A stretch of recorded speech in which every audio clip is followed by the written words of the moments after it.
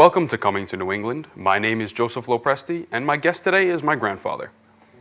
What is your full name? My full name is Lucio G. LoPresti. I was born in this village in Scalapati, Sicily. I was born in 1929. Did you have any brothers or sisters?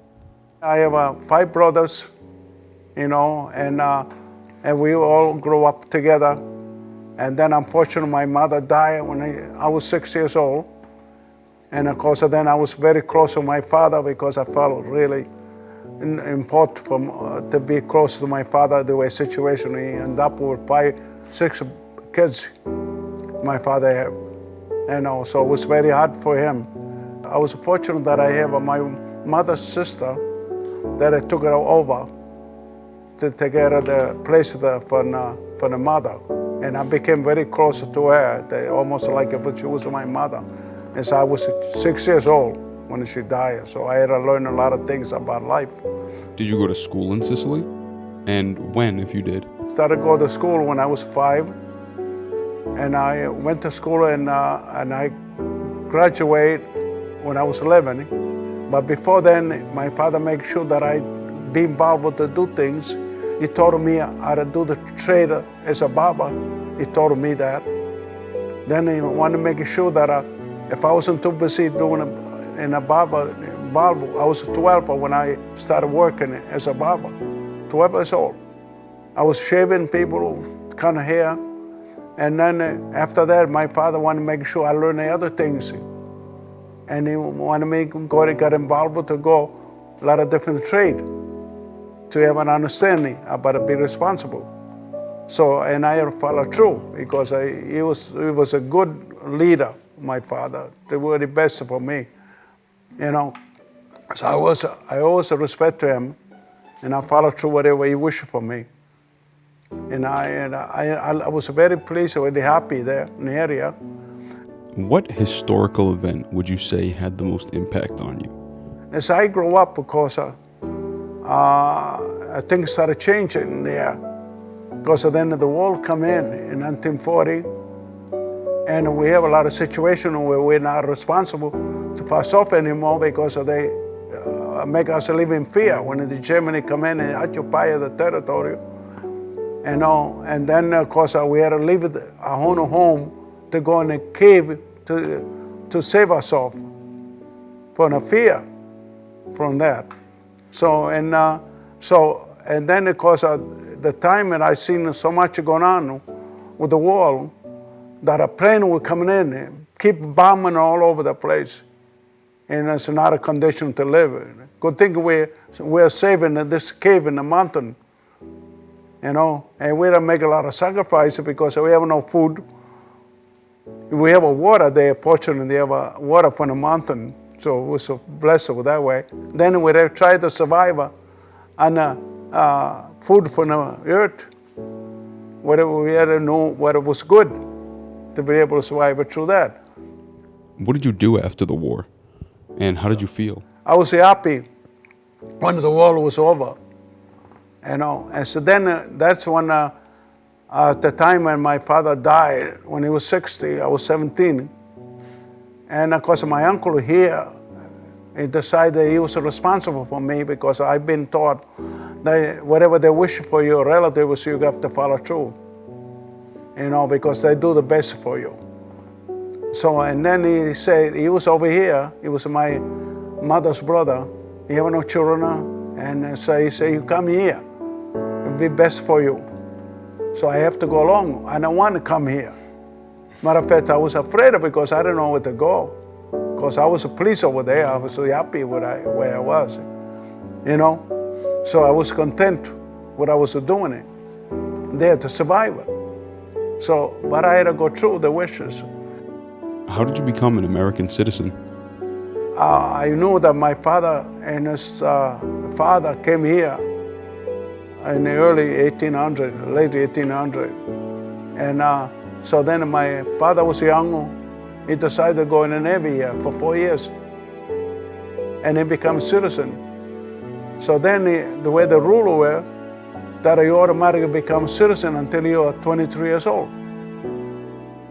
You know, if you don't want to lose that citizenship paper, you have to register. If you don't register, then you lose it. But so I was younger than that when my uncle wished me to come here. So I went to the embassy to get all of the information. I would be able to come here because I didn't know anything about it. So then they give me all the document and information and say what I was supposed to come here. So then once I had to follow through that wishes for my uncle, so the only way I can come here, my uncle make all the responsibility because he sponsored me. He had to be responsible for me. So, and he paid for the trip to come here. So he done everything for me.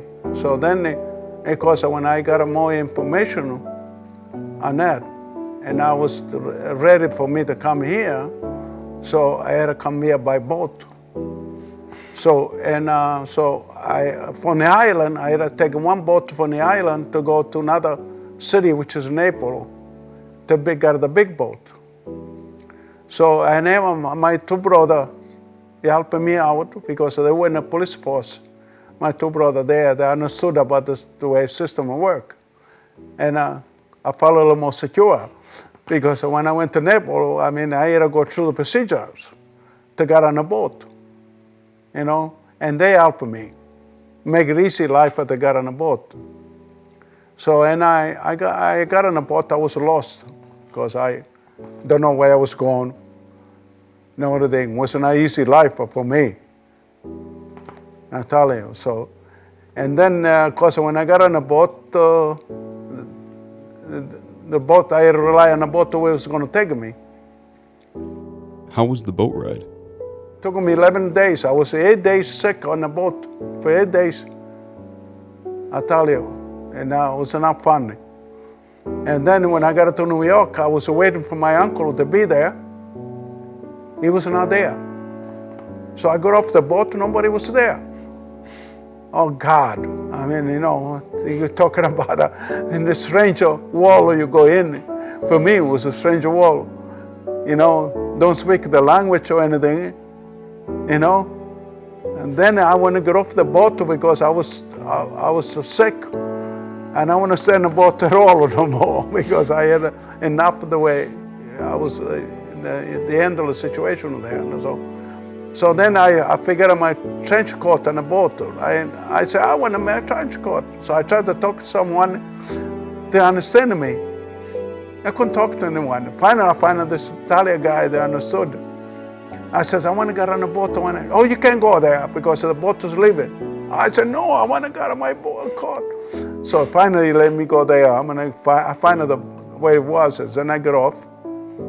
Then, of course, my situation was financially, I couldn't have any money to pay for the custom, for the luggage. And I was blessed. There was somebody there that see the situation. He come over and he took care of me. Imagine that. There's a lot of good people in the world sometimes. And after that, so I kept walking and looking for my uncle. Nobody was there.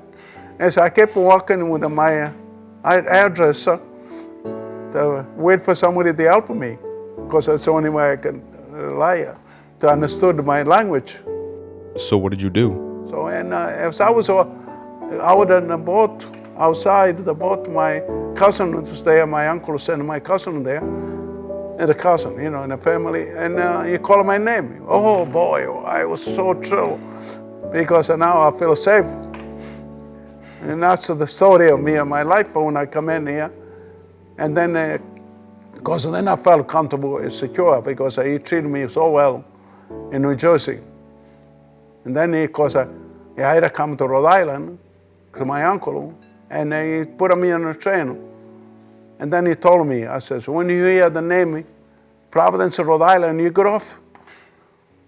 And then your uncle, I never knew him, never met him, so I don't know where he was. So he said, he give you a signal with a handkerchief. Now, so when you hear him shake the thing out, then you know it's him. So I got off, then I was lucky that he was him. And then he took me home.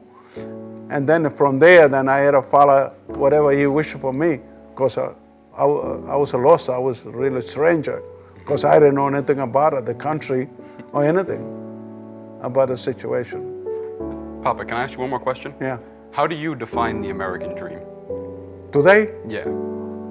it's real, because once I find out that I had to stay here because of respect to my uncle, I decided to make understand the custom here, I went to school to learn the language and all, to feel comfortable for myself. Otherwise, my life and future would be lost. To feel more secure for myself and that. And I did. I went to school, and then I met my wife, which is I wasn't ready to get involved. And it took quite a while for that. But she was nice. She helped me a lot because she was born here. So it was easy for me to understand more the custom of the country, because I had to learn a lot. It took about almost 2 years before I felt a little more comfortable myself here, to understand all the rule regulation of the country. Now I'm very happy because of me. I have a beautiful family. I'm insecure with myself. I'm responsible for myself. I always want to be responsible because my father was that way, self-sufficient, took care of himself and the family. I have to stop you there. I'm sorry. Okay. But it's been my pleasure to interview you today. Thank you for being here. And this has been Joseph LoPresti, and you've been watching Coming to New England.